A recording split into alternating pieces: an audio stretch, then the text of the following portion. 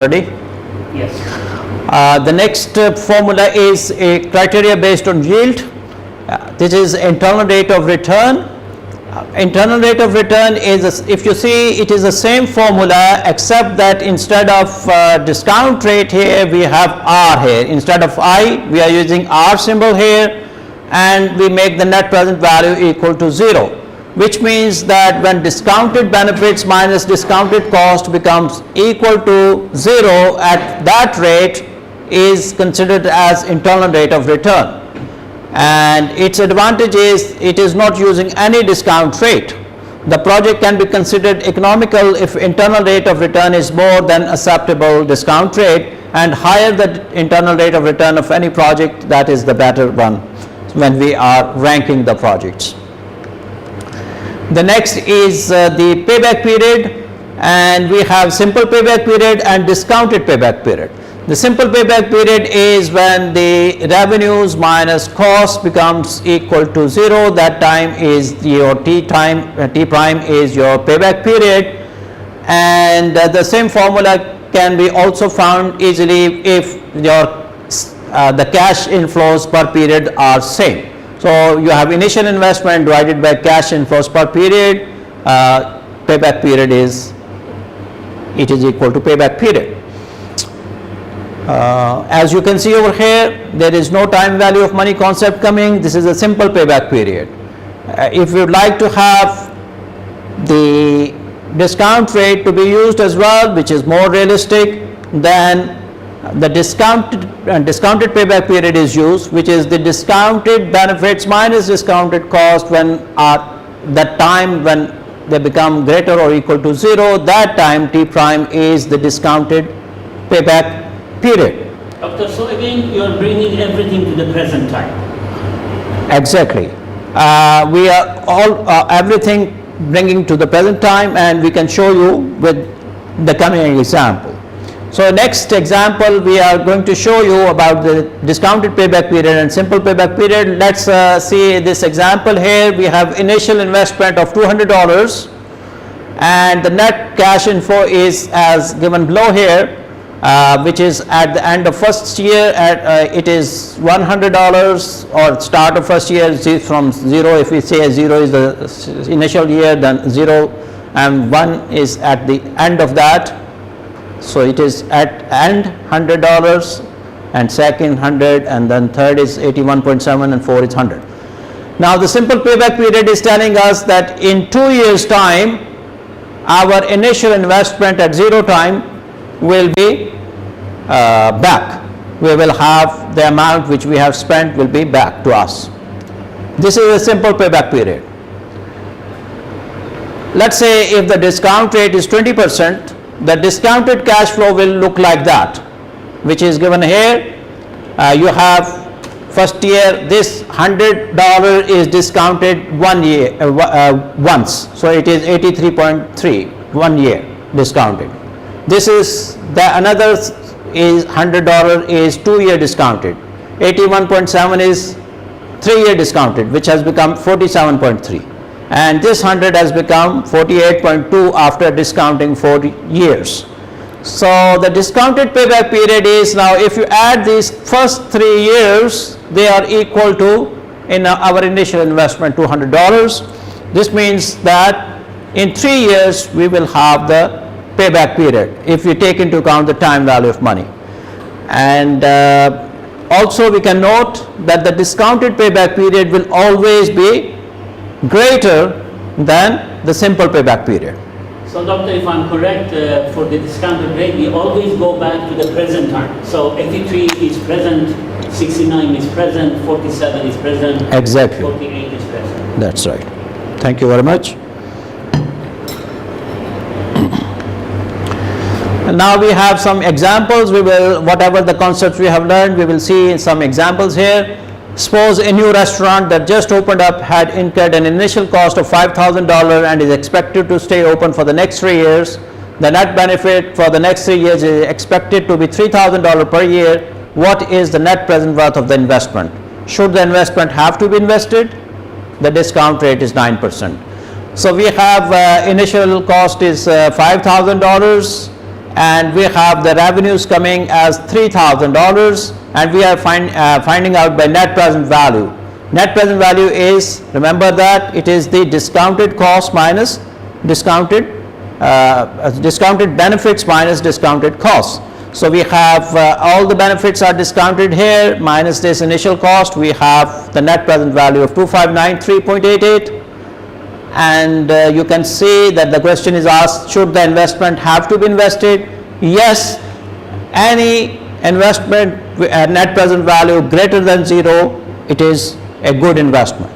So since NPV is greater, the project should be accepted. The next example is the same example. We are asked to find out the internal rate of return, and here we put net present value equal to 0, and instead of I now fixing the discount rate, we are going to find out this rate. So here R and R are there, and this kind of problems can be solved iteratively. We can assume some value of R, let's say 10%, and find out what is the net present value. If it is positive, we increase R, and then R, if for example initially we put 10%, we found NPV is positive, then we increased to 50%, and we saw that the net present value is negative. So we keep iterating with on the positive side, from the lower side we start increasing, and from the higher side we start decreasing. Eventually we will have the IRR equal to 36.31%. Nowadays we have built-in formulas in Excel, etc., so they can do easily our job. Let's see example 3. We have two projects here, project A and B, and their costs are, initial costs are given at 0 time, and revenues at the end of 0 year, which is start of first year. So this is 215,000.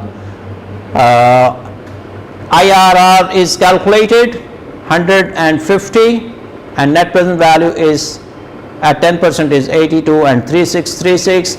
Here we are trying to demonstrate that if we are going to rank these projects according to IRR, we will see that project A is a better choice.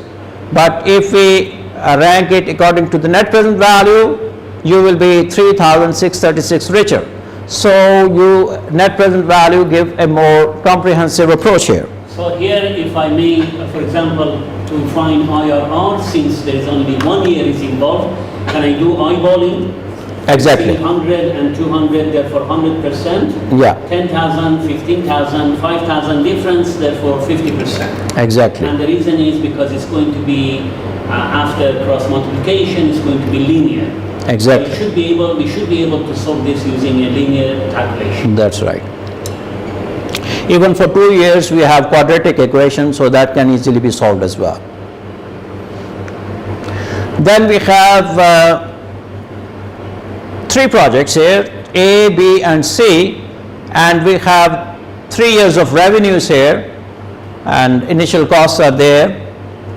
The question is asked, what is the net present value at 10%, and what is the payback periods. As you can see over here, the payback periods of these 3 projects are all 2 years. In 2 years you will get your initial investment. But if you see the net present value, the third project, the C project, is bringing a lot of revenue, a lot of money is there, so net present value is very high, 74,000 or so, which means that the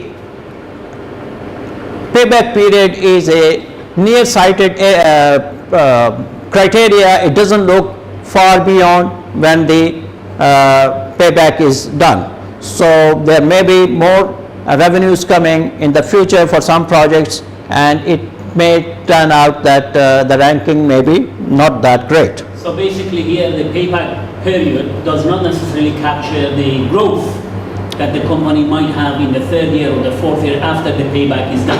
Exactly. Thank you very much for nice explanation. Thank you. And then we have the example 5 here. We have again 2 projects here. We have initial costs and the revenues.